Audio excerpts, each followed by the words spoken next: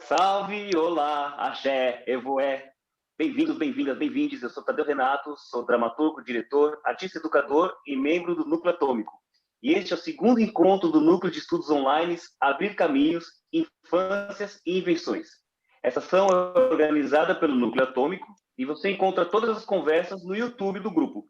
São 5 encontros com pesquisadoras e pesquisadores de diferentes campos de conhecimento, abordando suas áreas em relação à infância.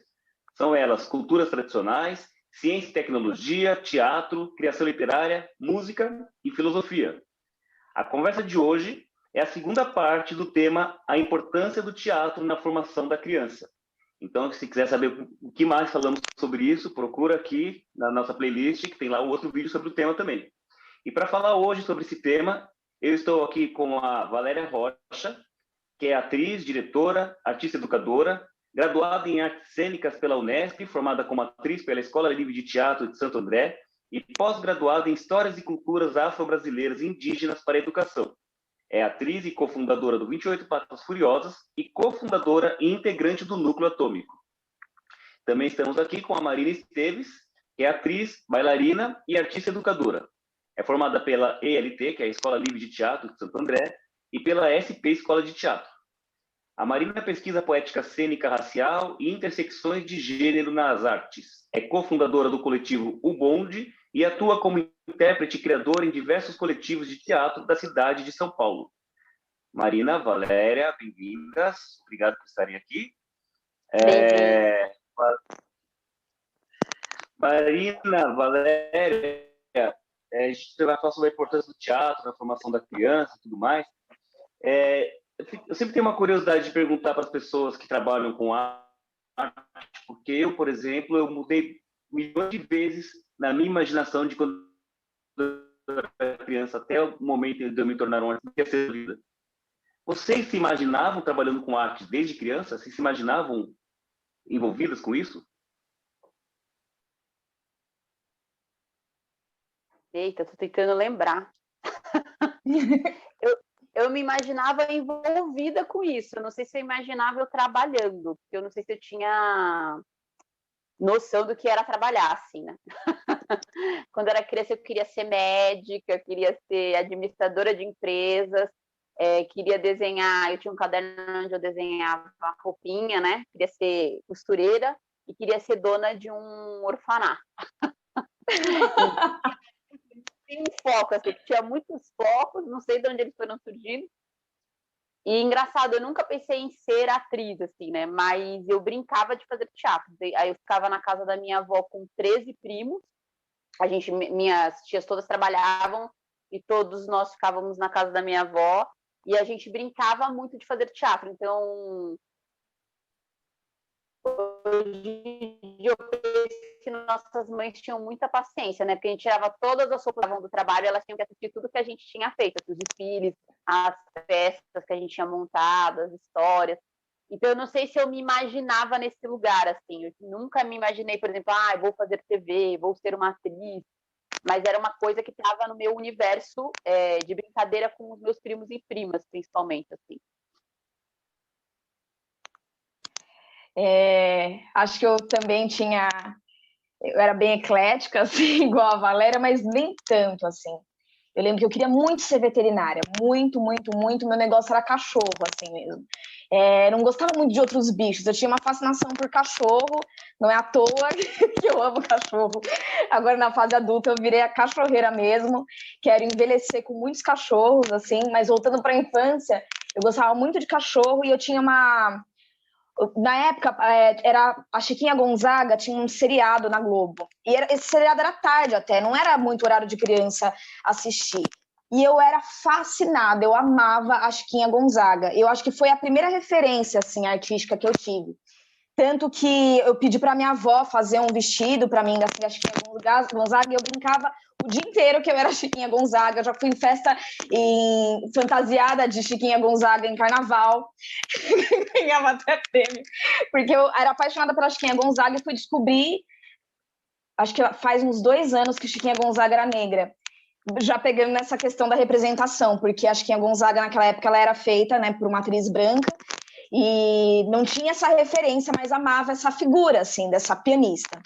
E aí eu comecei a dançar criança, né? Apesar de já me ver ali numa meio para adolescência, eu comecei a dançar com 10 anos de idade, fazer balé e jazz contemporâneo. Então, a partir do momento que eu comecei a dançar, que é tarde até, né, pela estruturação da profissionalização, assim, para a criança e para o adulto, comecei a dançar nessa faixa etária e eu já queria me tornar bailarina, né? Então, com 10 anos, tá ali, né, já fazendo a transição, mas eu tinha vontade de ser bailarina. O teatro chegou bastante tempo depois.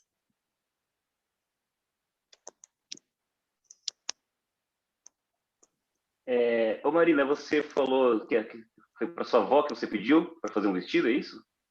Isso. Da Chiquinha Gonzaga? Sim. Na primeira parte dessa conversa, a gente conversou também com a Beth Castro, que é atriz também, contadora de história, e ela falava bastante do pai dela, que o pai dela era bastante lúdico também, né? Era uma pessoa que entrava nas brincadeiras e fazia rádio teatro com ela e levava ela ao teatro. Tinha muito esse lugar, assim. Eu fico pensando nesse lugar também, que é um privilégio também ter uma família que se propõe a ser lúdica, né? Se propõe a brincar. Vocês tiveram isso, assim, próximo de vocês?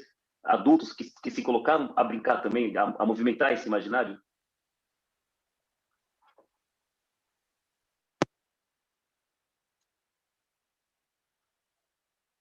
Eu acho que eu tive, tipo, principalmente a minha mãe, eu acho que ela tinha muita paciência mesmo. Porque ela não se colocava tanto para brincar, mas ela criava o ambiente propício, assim, né? Isso, assim, da gente ficar o dia inteiro em casa, às vezes sozinho, e a gente causar mesmo, tirar todas as roupas do guarda-roupa. A gente tinha uma coisa de construir cabaninha com os lençóis. E ela chegava muito cansada do serviço, mas eu nunca lembro dela, tipo... Hoje que eu sou adulta, eu fico imaginando que seria eu chegar na minha casa e, tipo, todas as minhas roupas estarem fora do guarda-roupa e os lençóis fazendo uma cabana na sala, sabe? A gente acha que eu ia surtar. Então eu fico vendo isso com distanciamento e falo, nossa, por mais que ela não estivesse ali necessariamente brincando com a gente, ela estava criando esse ambiente para que isso acontecesse de alguma maneira, sabe? Propiciando para que isso acontecesse. E aí tinha a figura da minha mãe, né, que era muito... que possibilitava isso, e como eu falei, eu fui criada com esses 13 primos e primas, e a gente ficava o dia inteiro na casa, às vezes sozinhos, às vezes com a minha avó, mas a gente ficava o tempo inteiro brincando, criando coisas. E também eu percebo muito isso, assim, a diferença da nossa geração, né, da minha, né, que eu sou mais velha que a Marina, para as gerações de hoje, a gente ficava muito sozinho, né? E isso não é necessariamente bom, né? Porque eu lembro de ver uma vez uma pesquisa que acidentes domésticos era a maior causa de morte de criança, porque a gente ficava sozinho mesmo, as mães e os pais saíam para trabalhar, a gente ficava sozinho. Então, não estou dizendo que é bom, mas a gente tinha esse outro tipo de rotina de estar muito tempo sozinho, né? E eu tinha a minha avó nordestina também, que eu vi ela poucas vezes, ela era alagoana, pernambucana, na verdade, mas morava em Alagoas, e para mim ela era uma grande contadora de histórias, assim. Então, toda vez que ela vinha para São Paulo, era tipo o acontecimento, né? Então, toda a família se unia para ouvir ela contar história, e eu me lembro muito, assim, o jeito que ela contava história, né? Então, ela estava sempre... Ela chamava a atenção das pessoas, as pessoas queriam ficar na sala para ouvir ela. Ela apagava a luz, ela imitava, ela falava, fulano de tal é um vagabundo. Aí ela deitava no sofá e imitava meu tio que era vagabundo. E ciclano só vive bêbado. Ela ficava, ele anda assim. Então, olhando também agora com distanciamento, eu percebo que ela tinha muito essa coisa da contadora de história. Ela era muito lúdica com a gente, mas eu tinha bastante medo dela. Porque era sempre umas histórias de terror. Eu falava, nossa, meu Deus, não era esse lúdico fofo, não sei se é essa palavra, né? Mas ela sempre tinha umas histórias de espírito, de fantasma e de coisas, de dificuldades que ela passou na vida. Então, eu acho que ela também me ajudou, assim, nessa concepção desse universo lúdico, desse universo das histórias, né? As avós aí, Marina, é o tema, hein? Ai, ficou até emocionada. A gente tinha o tempo do ócio, assim, né, também. Coisa que eu acho que as gerações de agora, eles não têm o tempo do ócio. O tempo do ócio é um tempo muito criativo, né? E eu acho que isso reverbera muito no nosso fazer artístico, assim, né? A nossa geração. porque eu fui criada numa comunidade, né? Então minha mãe teve que trabalhar muito cedo. Durante um período meu pai cuidava de mim, só que depois eu ficava na casa das tias, da rua, assim. E aí só via meus pais à noite quando eles chegavam. Então eu brinquei muito, muito, muito na rua, e minha mãe, quando chegava, tinha uma atenção ali, ela lia muito gibi para mim, para ajudar na minha alfabetização, e meu pai tinha muito essa coisa do lúdico de contar a história também, e ele trazia muitos contos indígenas, assim, que hoje eu sei que são indígenas, mas que ele ouvia dos avós, e aí hoje a gente tem noção de onde vinha. Então era muita história com bicho, ele repetia sempre essas mesmas histórias, tinha um lugar meio bufão, assim, no meu pai, umas brincadeiras meio escatológicas, que ele fazia uns desodorantes, ele pegava aquele desodorante que na época tinha, assim, de você fazer assim, sabe?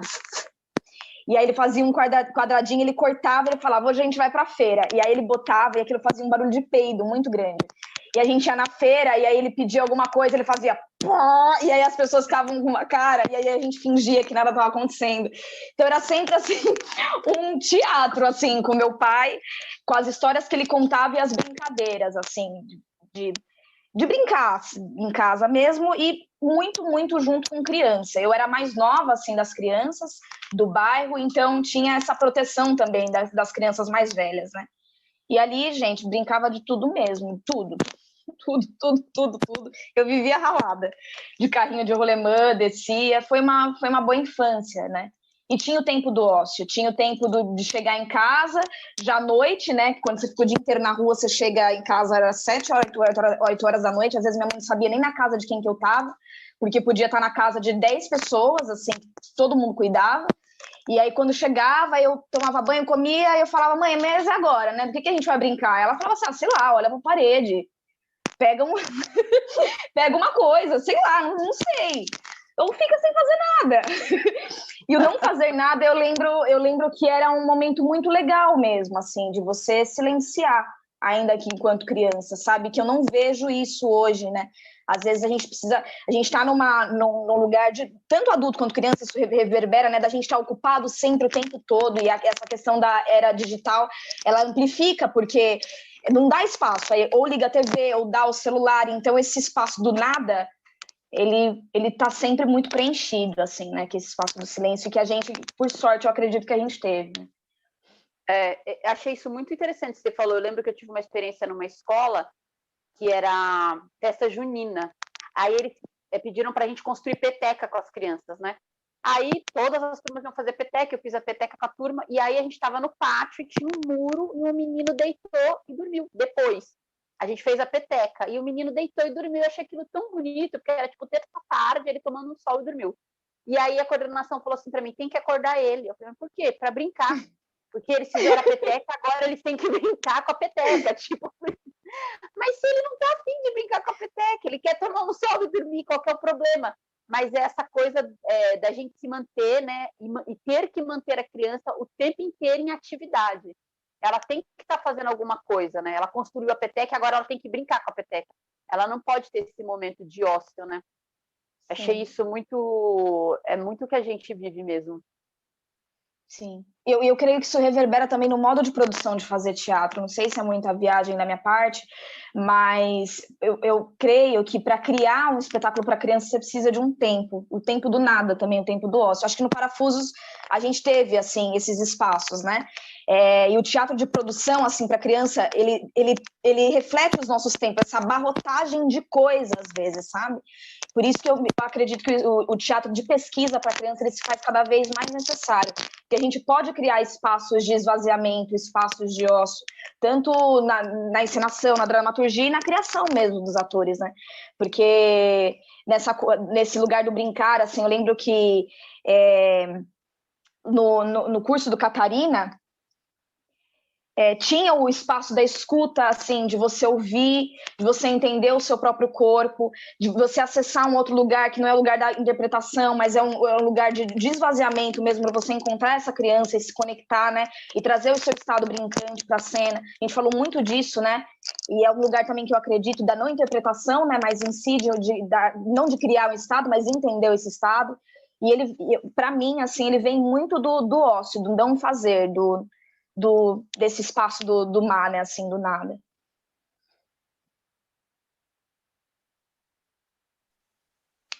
É interessante isso, né? Porque o espaço do ócio, do silêncio, é onde se dá tanto o momento de reflexão, por exemplo, né? Você só para de fato refletir sobre algo no ócio, né? Se você está o tempo todo na ação, também não dá tempo, às vezes, de refletir sobre algo. E aí, refletir aqui, eu digo não só no sentido racional, né? Mas também uma reflexão que é lúdica, que é do imaginário, que é isso que a Maria estava falando também, né? Que é ter esse momento de pensar outras possibilidades, né? De se estar, né? De se estar no seu próprio corpo, de se estar no seu momento e tudo mais, né?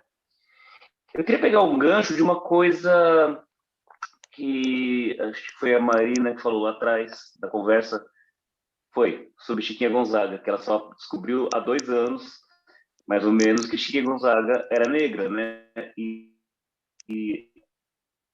essa série da Chiquinha Gonzaga, a Marina falou que ela era criança e me deu um pouco de... Poxa, era criança faz muito quando passou essa série. E aí, mas eu também não sabia, assim, depois eu demorei anos entre a série com a atriz branca, Bridget Gonzaga não era uma mulher branca, para ver isso, né? E eu penso na importância que tem essa coisa, por exemplo, das telenovelas no Brasil, né? Que ela entra nos nossos lares desde sempre, o quanto elas criam um certo imaginário que é difícil a gente desapegar daquele imaginário, né?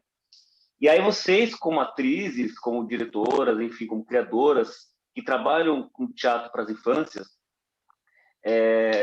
isso é uma preocupação de vocês como artista? Quer dizer, como criadoras, claro, você está à frente ali do processo, né, de trazer essa informação, outros imaginários. Mas como atriz, quando você tem a possibilidade de escolher certos trabalhos ou grupos com quem você vai trabalhar para as infâncias, vocês levam em consideração possibilitar novos imaginários?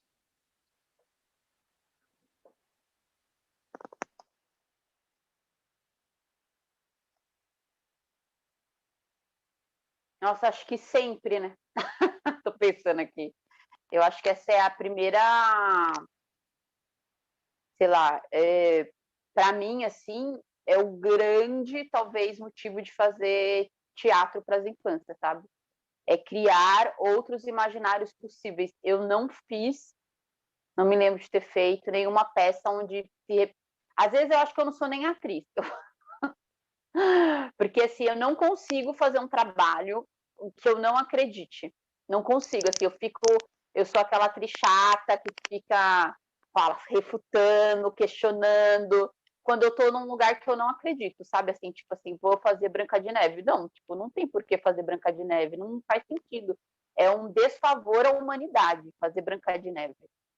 Ou qualquer outro desses contos clássicos, né? Clássicos para quem, mas enfim.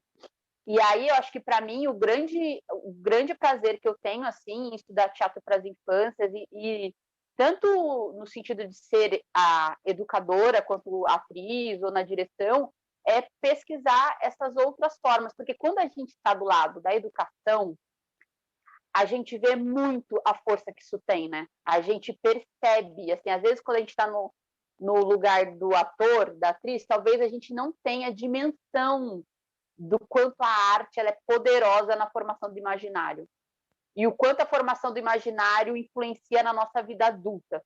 E quando você está do lado da educação e você vê as crianças e você tem mais tempo de perceber elas e de conversar com elas, você vê o quanto isso é muito duro, assim. Eu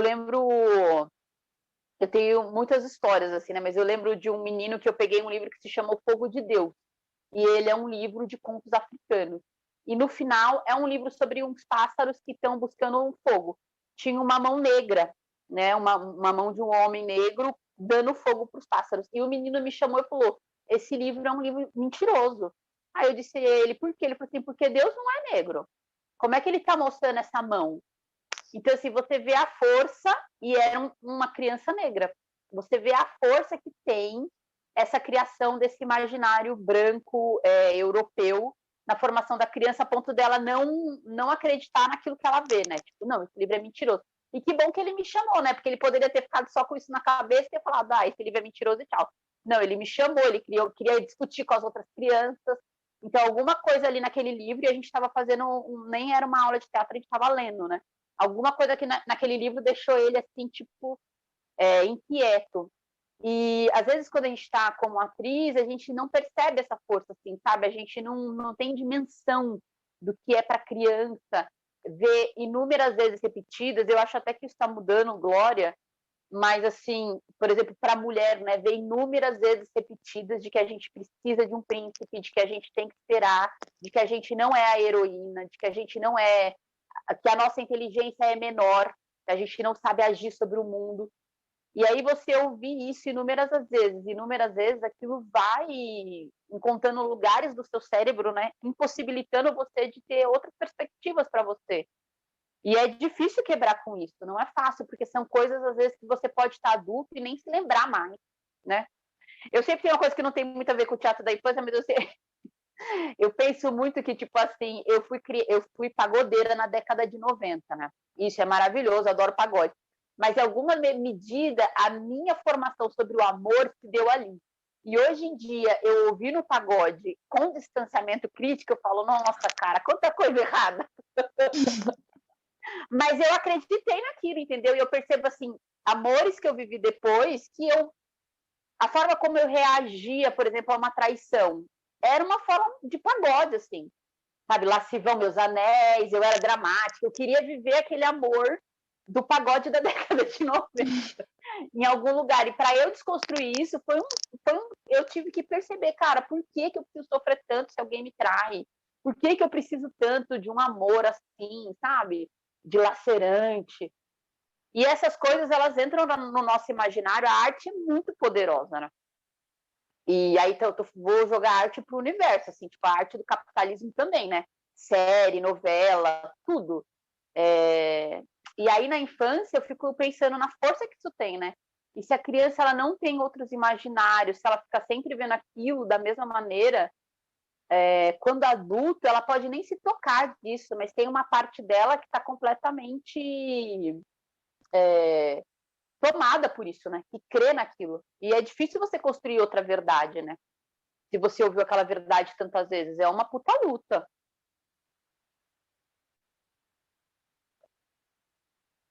Sim. Essa questão da representatividade, ela tem muitas camadas, né? Assim, eu fico pensando, teve uma vez que eu vi uma conversa assim com o Salomão e perguntaram para ele, e é uma coisa que eu fico me questionando e lendo muito em relação a isso. A Bell Hooks fala bastante também, que alguém pergunta para o Saloma se era necessário a gente continuar afirmando as nossas narrativas, né? Então, de ter uma dramaturgia que você faça, né, essas políticas afirmativas na própria palavra, no próprio discurso, ou que só os corpos negros ali representando, eles já dariam conta. E nas palavras do Saloma, naquele momento, né, alguns anos atrás, ele disse que não, que só o corpo negro em cena, sem trazer a afirmação, sem trazer o discurso, ele não daria conta em si de fazer, né, o que a gente gostaria de fazer, uma ação formativa ali, né. E isso é um lugar complexo, porque, em certo ponto, nós também, a gente quer falar disso, né? A gente, como atriz, artista negro, a gente quer colocar as nossas questões em cena, mas, ao mesmo tempo, talvez a gente não queira. Talvez só que a gente se vê nessa impossibilidade, se vê nesse lugar de você ter que falar, porque a gente ainda não chegou num lugar da sociedade que a gente pode simplesmente, né, tá num lugar um pouco mais de equidade, que a gente pode simplesmente não falar. Então, esses são dois pesos que sempre ficam latejando muito.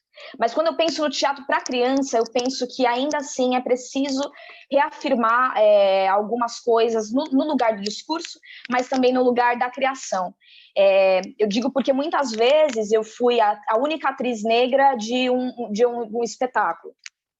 Tive a sorte, né, de fazer espetáculos também que eu acreditava, outros não, mas a partir do momento que eu me formo, eu consegui, né, começar a fazer, e sempre nesses primeiros espetáculos sendo a única artista negra que faria ali esse lugar da representatividade negra, enquanto tinha outros atores brancos, né?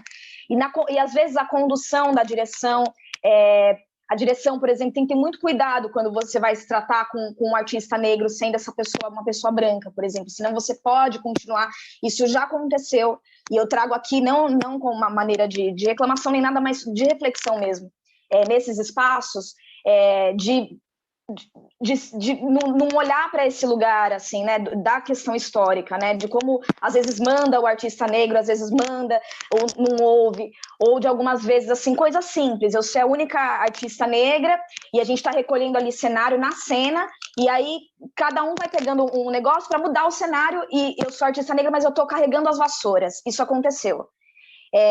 Poderia mudar, eu poderia pegar outros objetos cênicos, né? O que significa essa criança, porque ali eu estava de personagem, carregando as vassouras no cenário. Coisas muito simples que essas direções, toda a direção tem que estar muito atenta aos nossos corpos para a gente não reproduzir essas questões de raça e classe durante a condução, né, do processo e também em cena, porque às vezes ela aparece assim muito nos pequenos detalhes. E eu acredito que as crianças, elas pegam. São coisas assim que não estão no lugar de você se importar ou não, mas que acabam fazendo reforços históricos que não são interessantes. Que tem uma foto, inclusive, né, que uma menina está com uma máquina de fotografar, o outro menino está com outro adereço cênico e eu estou com o adereço cênico da vassoura. A vassoura, por mais que naquele espetáculo ela tivesse uma representação simbólica de ser, por exemplo, um boom de áudio, ainda assim, às vezes, ela ainda é uma vassoura para algumas pessoas. Então, é um lugar da gente estar sempre muito atento, sabe, no momento da criação, e se faz cada vez mais necessário as direções elas estarem atentas e muito bem preparadas para lidar com corpos negros, enfim, negros e indígenas e trans, sendo elas brancas ou não, ou racializadas, porque a gente também acaba, às vezes, né, infelizmente, reforçando ou trazendo outras coisas que não são bacanas historicamente. Eu nem sei se era essa pergunta. Mas eu lembrei dessa questão da representação, porque ela tem tantas camadas, né? E eu acredito que é isso que a Valéria falou, né? A gente tá evoluindo enquanto temática, a gente vê mais temáticas com as mulheres sendo representadas de uma forma mais contundente, né? Mas ainda assim ainda existe muitos e muitos teatros, em teatros da periferia, nesse teatro de shopping, que a narrativa do príncipe, da princesa, ela ainda continua, e ainda continua com pessoas brancas. Ainda não tem nem essa mudança ainda de personagem, né? A gente vê ali que ano passado, ano retrasado, saiu um reboliço na internet, porque vai ter um remake da Pequena Sereia, né, em live action, e aí escolheram uma atriz negra para fazer a Pequena Sereia. E a internet ficou empavorosa, falando que aquilo não era legal, porque tinha que ser igual a Pequena Sereia. Aí o povo falou assim, gente, mas a Pequena Sereia não existe. Ela mora no fundo do mar. Nem existe, ela existe a Pequena Sereia. Não é, sei lá, que nem, sei lá, Cinderela, que mora num reino X de alguma coisa. Ainda que assim faz algum sentido, mas assim, a Pequena Sereia, ela mora no fundo do mar, não tá especificado que é o mar da Itália, ou o mar da... Sabe, assim, podia ser um personagem azul. As pessoas estavam reclamando, assim, por causa disso, no século XXI. E, enfim... Eu ia falar disso, da questão da representação, mas, nossa, eu ia fazer um outro adendo que eu acabei esquecendo. Trouxe da Pequena Sereia. Mas é isso, descobrimos que Chiquinha Gonzaga ainda agora, né, era velha. Eu acho que ainda falta personagens para crianças negros mesmo. A gente vê ali na Turma da Mônica, por exemplo. Para mim, o Cascão sempre foi um personagem negro. Fizeram live action da Turma da Mônica. É uma criança branca que faz. Então, ainda na TV, eu acho que essas coisas ainda são muito discutíveis. Ainda na questão de gênero, muitas peças de teatro, essas que ainda vêm com teatro, mas que tem uma narrativa contundente para meninas, mas eu vejo que o número de palavras, às vezes, do personagem masculino, ele é maior. Isso é uma coisa que já está sendo discutida no cinema, né? A Pixar, por exemplo, desenvolveu um software onde eles contam o número de palavras, e, por exemplo, do Carros, lá que eles viram que os personagens masculinos, eles falavam 70% mais que as personagens femininas. Isso acaba acontecendo também no teatro. Quando você vai ver, parece bobagem, mas se a gente está falando de protagonismo, isso também é necessário, né? O quanto a personagem feminina, ela fala mais, ela tem mais quantidade de palavra mesmo para falar. Porque isso diz também, e não quer dizer que a atriz ou ator quer ter um papel maior ou quer ser mais estrela, mas talvez as personagens mulheres, elas precisam falar mais mesmo, elas precisam ter mais número de palavras. E E ainda isso tá em discussão, assim, eu vejo, assim, muito quando eu vou no teatro, e tem teatro para criança, ainda que a narrativa ali da personagem feminina, ela seja mais contundente, mais uma pegada mais feminista, mas o menino que tá ali junto, ele fala mais. Por mais que os dois tenham a mesmo plot ali de personagem da coragem, o menino tem mais palavra, ele fala mais durante a narrativa. Enfim... questões. Não, e tem uma coisa muito que eu fico pensando muito em cima disso que você está falando, e que a Beth também falou, que é o quanto é difícil a gente ousar no teatro infantil, porque ele está muito ligado à venda, né? E você falou, mas o teatro que está no shopping, porque assim, muitas pessoas fazem teatro para as infâncias para o lugar mais fácil de você vender, de você fazer teatro escola. E aí, se você parte dessa perspectiva que eu estou fazendo esse teatro para vender, eu não vou poder ser ousado, né? Eu não vou poder pesquisar, eu não vou poder propor coisas diferentes, porque eu tenho que estar dentro de uma caixa de, nem sei se essa palavra existe, agradabilidade. Eu tenho que estar dentro daqueles parâmetros de ser agradável. Então, eu posso até eu posso até colocar a menina como protagonista, mas dentro de uma caixinha, né? Dentro de um... Eu posso até colocar uma questão LGBTQIA+, mas dentro de uma caixinha bem sutil, porque tudo tem que ser agradável, né? E eu sinto isso também, assim, no teatro para as infâncias, que é uma grande dificuldade da gente... Eu digo a gente também porque eu sinto que o teatro adulto, ele de alguma maneira, ele está mais livre. Não sei se você sente isso também. Ele experimenta mais, o teatro adulto. Ele se permite errar. Ele se permite ser ousado. O teatro para as infâncias, ele tem esse lugar um pouco de ser agradável, porque ele precisa ser vendável, porque o pai e a mãe precisa estar junto, precisa gostar. E aí a gente acaba, às vezes, não metendo o pé na porta, sabe? Até para ver que deu errado. Tipo, nossa, fiz uma peça assim, super experimental para crianças e foi um horror, as crianças não gostaram. Mas que elas possam ver e dizer, nossa, que peça horrível. Nossa, total, Val, total. Muito numa fórmula mesmo, né? A gente tem uma fórmula muito dura para o teatro para as infâncias, assim, tipo, mesmo quando a gente vai trabalhar determinados temas, é difícil, assim, formalmente a gente escapar. E eu tenho me questionado muito isso, assim, sabe? Até de poder fazer uma peça experimental para criança que dê errado, tudo bem, entendeu? Deu errado, assim, lógico. A Beth também trouxe uma coisa que eu achei muito legal, que é a coisa do cuidado, né? Tipo assim, dá errado nesse sentido de que a gente está experimentando, mas experimentando com muito cuidado, né? Não é tipo, fiz uma peça, sei lá, machista, deu errado, então. Não nesse sentido, né? Mas digo mais assim no sentido formal da experiência mesmo. Por exemplo, essa coisa do ócio, né? Isso é uma coisa muito louca, assim, porque qual que é a criança hoje, né? Ela é uma criança do TikTok, uma criança de 30 segundos, uma criança, né, ligada na tecnologia. Então, se você fizer um espetáculo meditativo, parado, com muito silêncio, as chances de dar errado são muito grandes. E aí a gente nem experimenta. E aí talvez a gente não esteja permitindo que as crianças experienciem outra forma de arte. Porque sempre tem que ter música, sempre tem que ser agitado. E não estou dizendo que isso seja ruim, porque eu também gosto desse teatro para as infâncias, né? Mas eu tenho me questionado muito isso, o quanto a gente não se permite pesquisar, sabe? Formalmente, tematicamente, o quanto o teatro adulto se permite, né? A gente vê um monte de teatro adulto que, tipo, é uma super experiência. Você pode falar, nossa, que horror, gente, odiei, mas ele tá ali, tá se jogando, tá experimentando. E aí, a partir do erro é que a gente constrói coisas novas, né? Sim. Eu acho que tem a gente vive também numa classe, assim, que ela valida, né? Isso no teatro adulto, né? Mas não valida no teatro para infância, porque é novo a questão do teatro para infância como pesquisa. Eu acho que tem também, a gente precisa acostumar as pessoas a isso. Eu caí muito nessa armadilha, assim, por exemplo, no Quando Eu Morrer, que é um espetáculo que eu faço, você já sabe, mas eu era a pessoa do grupo que falava, gente, esse nome Quando Eu Morrer Vou Contar Tudo a Deus vai gerar estranhamento, as pessoas não vão querer levar as crianças, a gente é um grupo preto, um grupo novo, já é mais difícil pra gente, não vão querer levar as crianças com esse nome. Quando eu morrer, eu vou contar tudo a Deus. Vamos mudar para Bu e Lê. Vai pegar menos mal. E aí, eu tava muito com essa questão, e aí quando a gente foi fazer um ensaio para o Sesc, e eu perguntei, eu te tomei coragem e falei assim, gente, vocês, o que vocês acham do nome?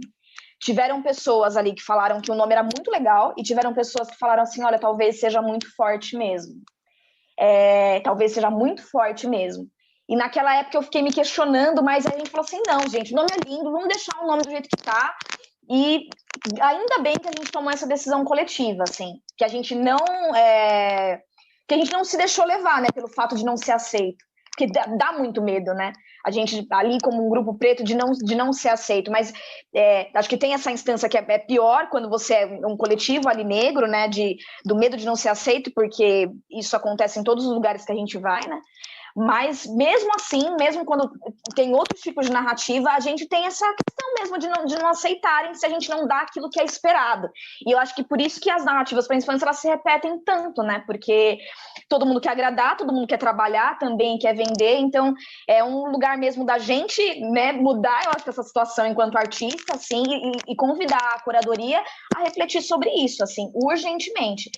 Por isso que é importante ter essa alternância de poder. As pessoas que estão no poder hoje, que fazem curadoria, que ditam prêmio, elas precisam mudar e ver outros tipos de narrativa, não só no discurso, mas também como na forma de fazer, né? Na estética, no lugar da experimentação, porque a gente realmente não tem. Acho que o Parafusos, ele se coloca no lugar de experimentação, né? Pelo menos, acho que outros coletivos também, outros grupos, mas a gente se colocar no lugar de experimentação total. Né, ali tem cenas que você viria muito num teatro adulto, como a cena da bacia com os parafusos caindo. Seria se fosse ver uma cena muito contemporânea, uma cena muito que traz uma outra atmosfera que a criança ali não tem, a gente, e dá errado às vezes, e às vezes também dá certo, mas se nos colocamos, né, assim, nesse lugar de experimentação, ainda bem, acho que muitas cenas elas trazem isso, assim, de um lugar de experimentação total.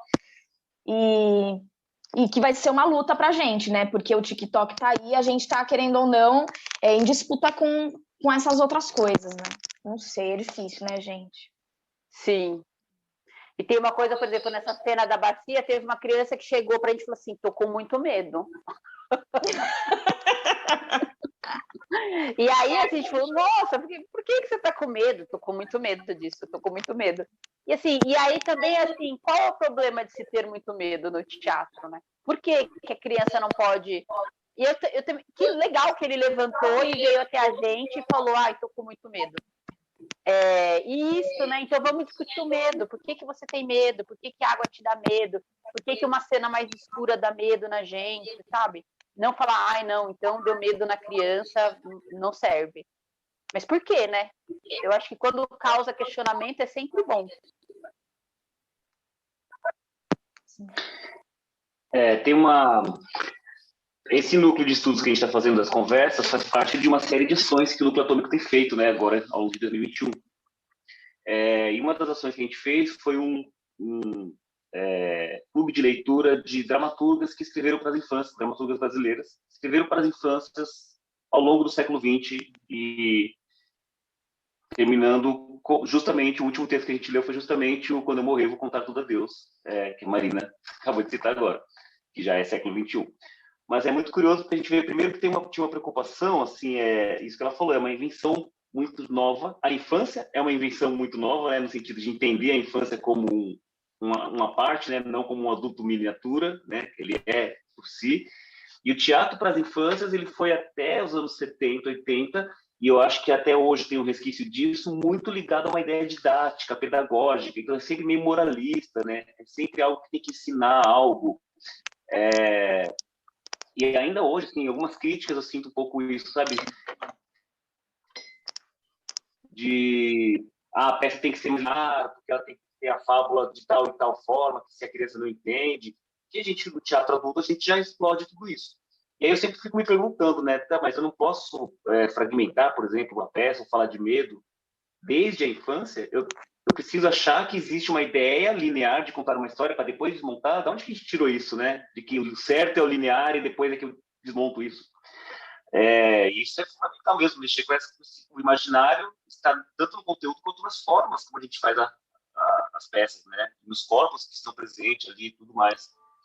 Tem uma peça da qual eu fiz dramaturgia, que é um Canto para a Carolina, que é baseado nos Diários da Carolina Maria de Jesus, que é uma peça para crianças, e que tem uma cena em que as crianças falam que elas estão passando fome.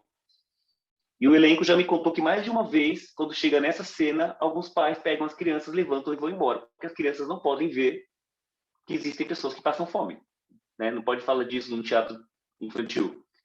E se já tiveram problemas assim com o público, assim, do público questionar sobre algum conteúdo, alguma questão de peça que vocês estavam fazendo para crianças?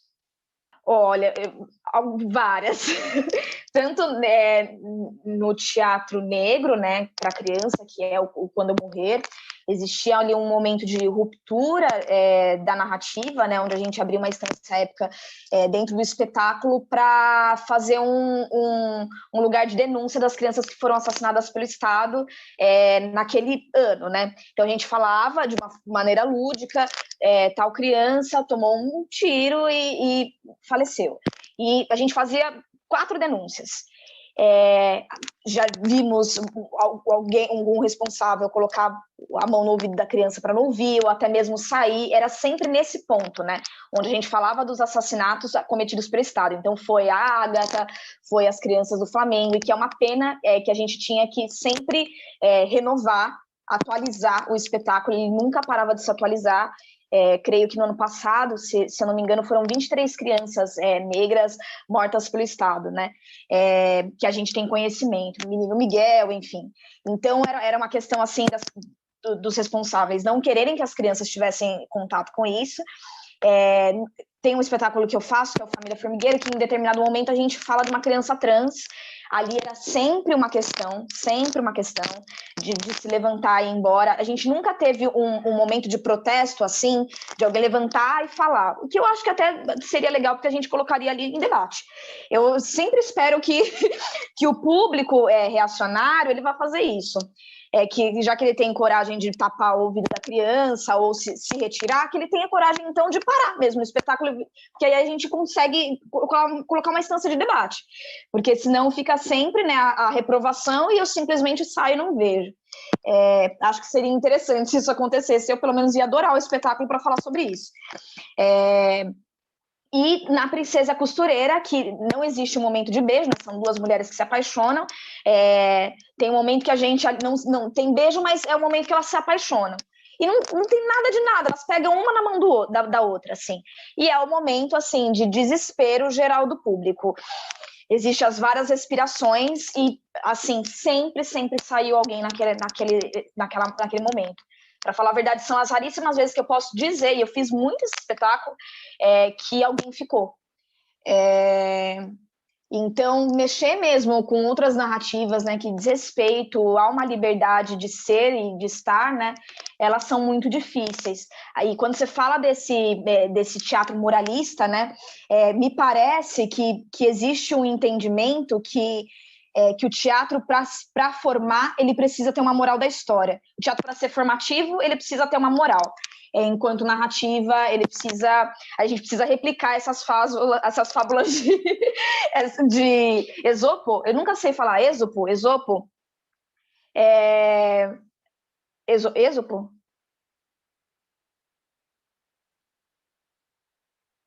Eu acho que é Esopo mesmo. Esopo. Essas fábulas de Esopo. Parece que a gente precisa estar sempre fazendo isso para o teatro cumprir a sua instância pedagógica, sabe? Se não tiver, parece que não cumpriu sua instância pedagógica e de formação. A gente ainda é convencionado essa questão da moral da história, eu acho que é por isso mesmo, né? Por uma questão midiática, enfim. Por isso que a dramaturgia contemporânea se faz tão importante, assim. Eu sempre vou lutar pela dramaturgia contemporânea no teatro, seja o teatro adulto, seja o teatro para infância, dramaturgia contemporânea brasileira ou afrodiaspórica, assim, porque muito a gente ainda vê no nosso teatro, né, uma hipervalorização do que é gringo enquanto dramaturgia, isso não só no teatro para adulto, eu acho que é mais até, mas o teatro para infância também, e creio que a nossa classe acha isso muito massa, assim.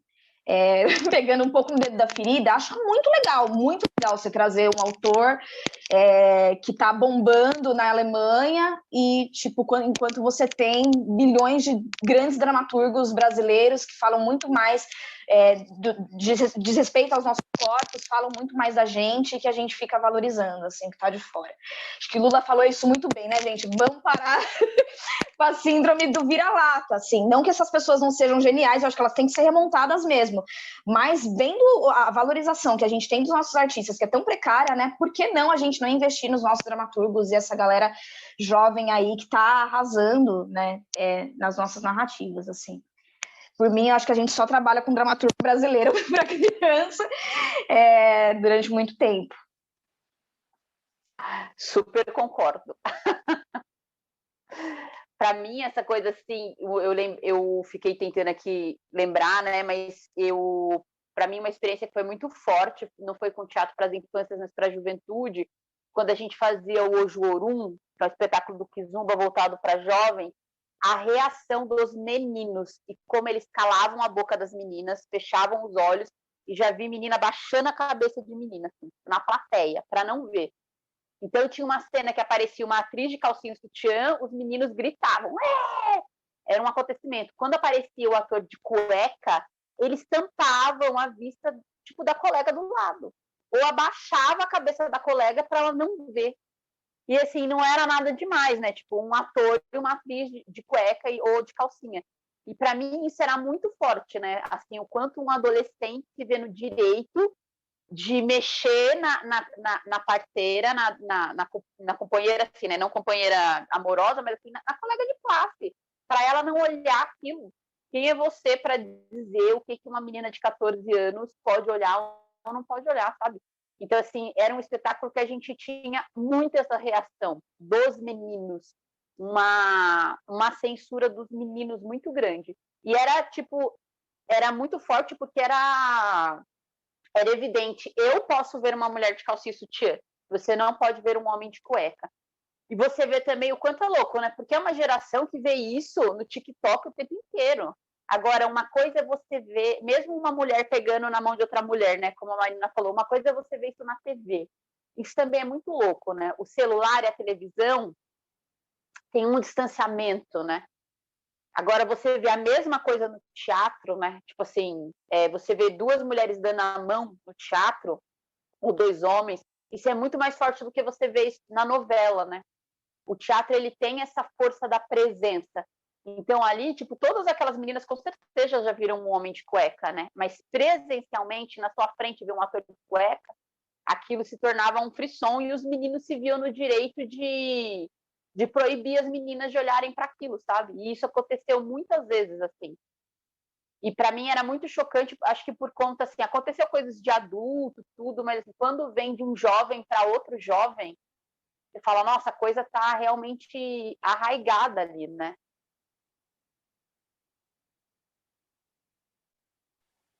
E para além do público, às vezes a gente tem que lidar com a instituição, né? Porque às vezes, por mais que a gente queira argumentar em favor da pesquisa e tudo mais, o teatro não seja só voltado à questão comercial, a gente também depende de tentar vender nossos espetáculos para algumas instituições, né? Teatros e afins.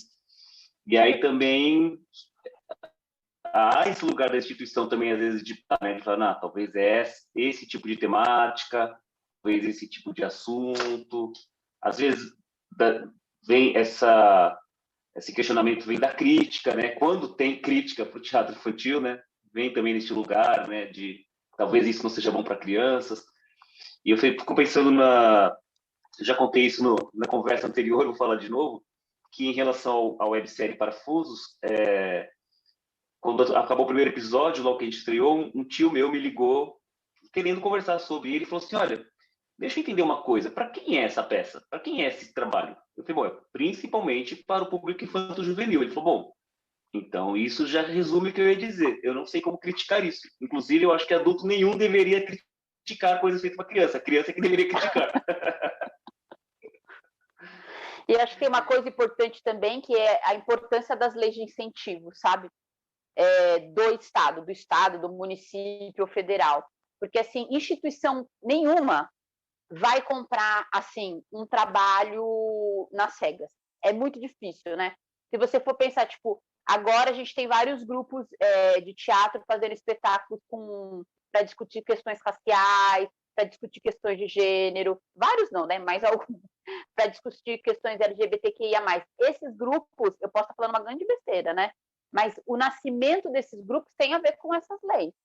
Porque, assim, quais foram, se a gente for pegar os primeiros grupos que começaram a trabalhar com isso para as infâncias, eles estavam respaldados por leis de incentivo.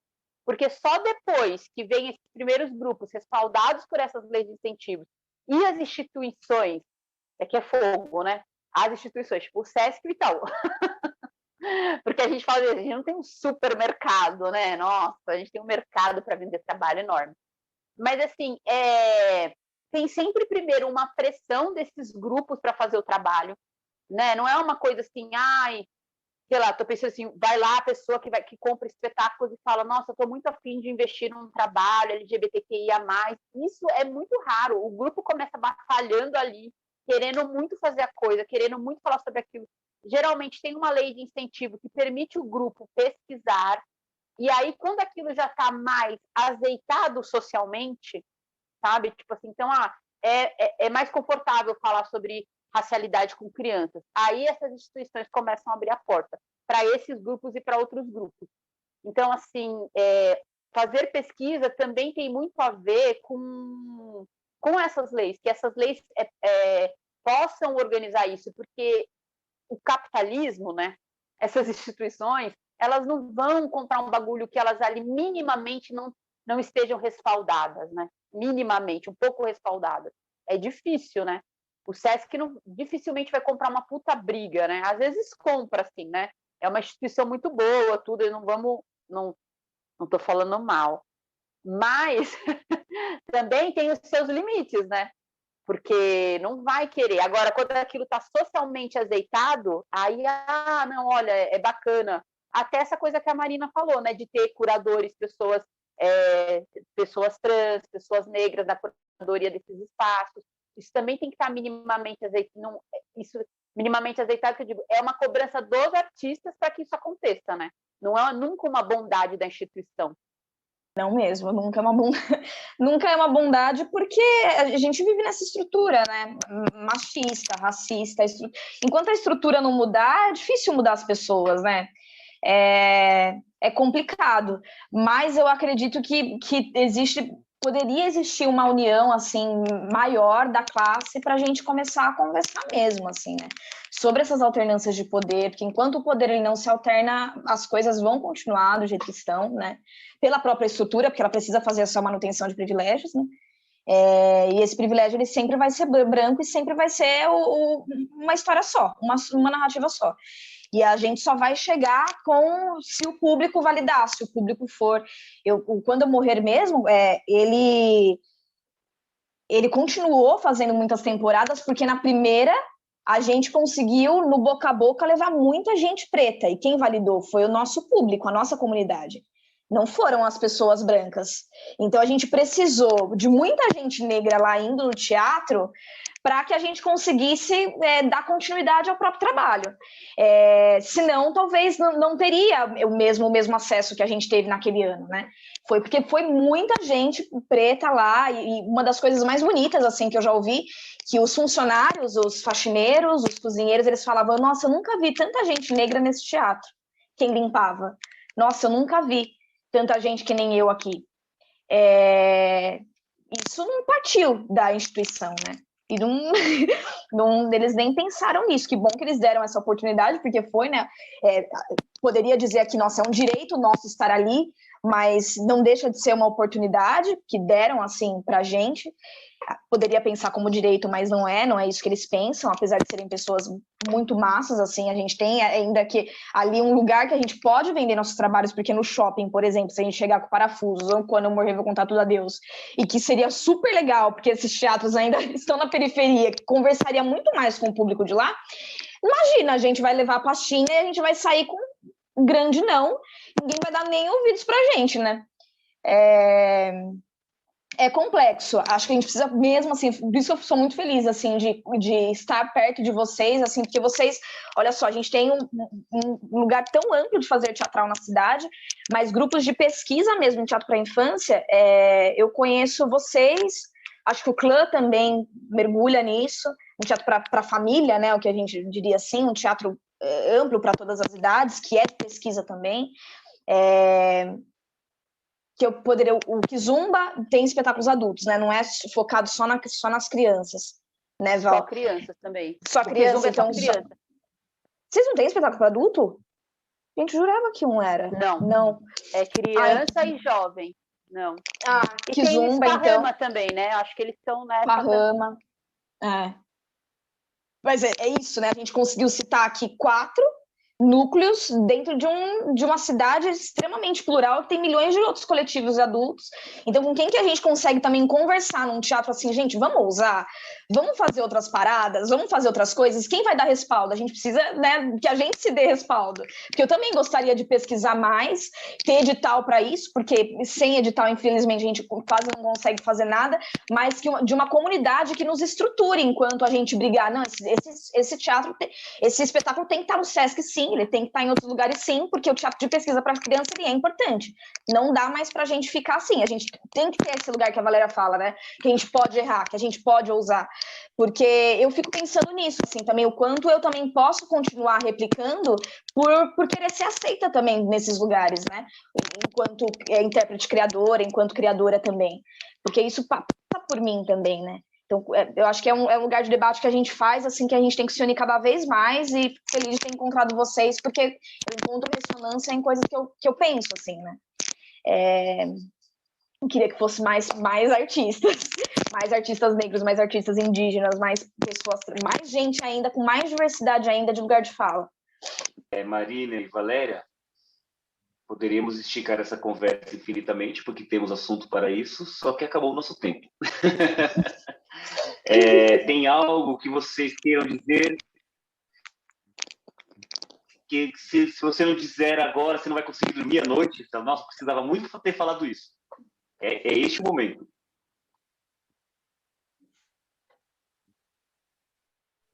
A minha cabeça só está pensando agora que no que a Marina falou. Falei, gente, a gente tem que fazer mesmo um grupo político. Eu sei que o Esparrama tem feito coisas, eles inclusive têm... Vi um vídeo do Yarley para fazer um fomento do teatro para as infâncias. Mas agora eu fiquei pensando, eu preciso me ligar nisso. Eu preciso colar nesses grupos e me inteirar dos movimentos, e agora eu estou pensando nisso. Tem o Motim também, que eu acompanho. Energia. Sim, tem o Motim também, que é o movimento de teatro para criança, eu acho que é isso, mas que é muito massa, mas dessa especificidade que a gente está falando, desse assunto que a gente está instaurando aqui, não são debates que acontecem tanto, né? Eu acho que é muito novo isso que a gente vem pensado, a gente vem instaurando. Que mesmo que tenham outras pessoas pesquisando, e que bom, que ótimo, que a gente consiga ter uma comunidade mesmo que acho que, querendo ou não, nos fortalece, né?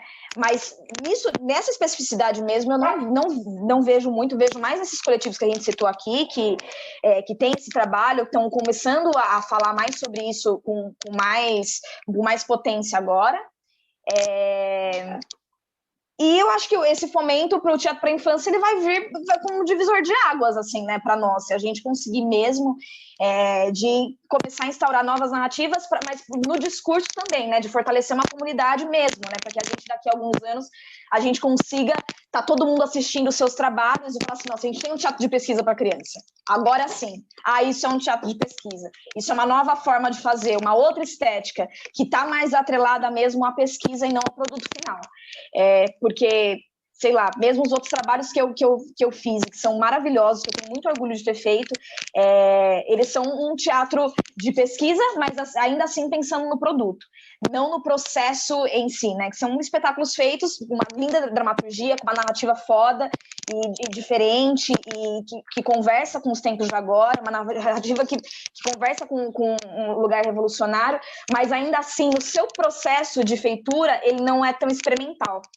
E aí, que é outro lugar, né? Não sei se vocês entendem o que eu tô falando. Eu acho que dos trabalhos que eu fiz, o lugar mais experimental foi o Parafusos. Mas a gente tinha também um respaldo de ser experimental, acredito eu, porque também a gente estava no vídeo. Como vai ser esse lugar da experimentação, do experimental no palco, né? São outras questões. E nem sei se a gente quer, nem sei se é um desejo seu, né, Valéria, enquanto encenadora, nem sei. Eu tô falando aqui com coisas que eu gostaria de experimentar daqui para frente sempre, assim, e colocar isso enquanto nome do trabalho, né? Esse é um teatro experimental para criança, para que as pessoas também comecem a ser palatável, né? Esse lugar, que ele comece a ressoar aí na cabeça que é possível, que é possível. Vamos inaugurar, gente. Vamos fazer.